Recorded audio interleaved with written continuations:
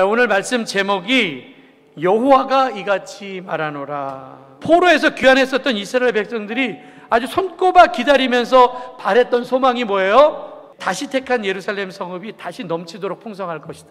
근데 그들이 딱 포로에서 돌아왔는데 오히려 그 예루살렘은 폐허로 남아 있었고 황폐해져 있었습니다. 이렇게 실망하고 있었던 사람들에게 하나님께서는 스가랴를 통하여서 말씀하시는 거죠. 그래서 스가랴는 하나님의 말씀을 듣고 이스라엘 백성들에게 예루살렘을 향한 하나님의 기대, 하나님의 소망을 지금 예언하고 있습니다. 이렇게 될 것이다. 그럼 어떤 것을 말씀하셨냐? 1절 읽겠습니다. 만군의 여호와의 말씀이 임하여 이르시되 만군의 여호와가 이같이 말씀하노라. 내가 시온을 위하여 크게 질투하며 그를 위하여 크게 분노함으로 질투하노라.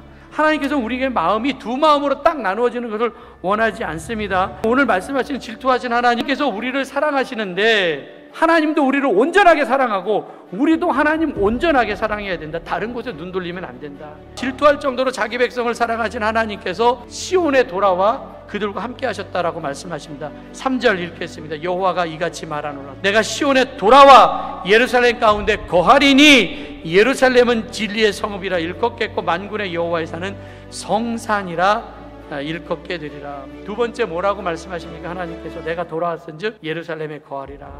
예루살렘에 사는 사람들이 하나님을 신실하게 섬김으로 진리의 성읍이 될 것이다라는 거예요. 그러니까 하나님의 말씀인 진리 위에 교회가 세워져야 되는데, 세 번째 선포는 뭐냐? 예루살렘 거리에 지팡이를 짚고 사는 노인들이 다시 앉아 있을 거고 소년과 소녀들이 가득하게 뛰놀 것이다. 포로에서 돌아올 때에 그들이 걸어서 왔어요. 그래서 예루살렘에서 제일 보기 힘든 사람들이 노인과 어린아이들이었어요. 근데 하나님께서 스가랴 선지자를 통하여서 예루살렘 거리에 노인들이 편안하게 앉아 있을 거고, 그리고 아이들이 장난치면서 웃으며 놀 것이다. 이런 장면이 얼마나 평화스럽습니까? 네 번째 선언이 뭐냐? 하나님의 기적을 보게 될 것이다. 스가랴 8장 6절에 보니까 또 이렇게 얘기합니다. 만군의 여호와가 이같이 말하노라. 이 일이 그날에 남은 백성의 눈에 기이하려니와 내 눈에 어찌 기이하겠느냐. 만군의 여호와의 말입니다.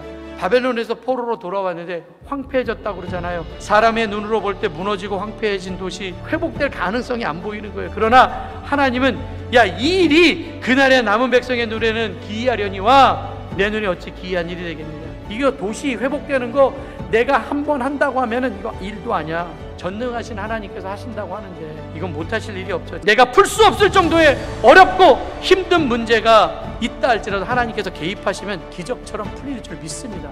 하나님은 우리에게 어떤 것들을 보고 싶어 하실까?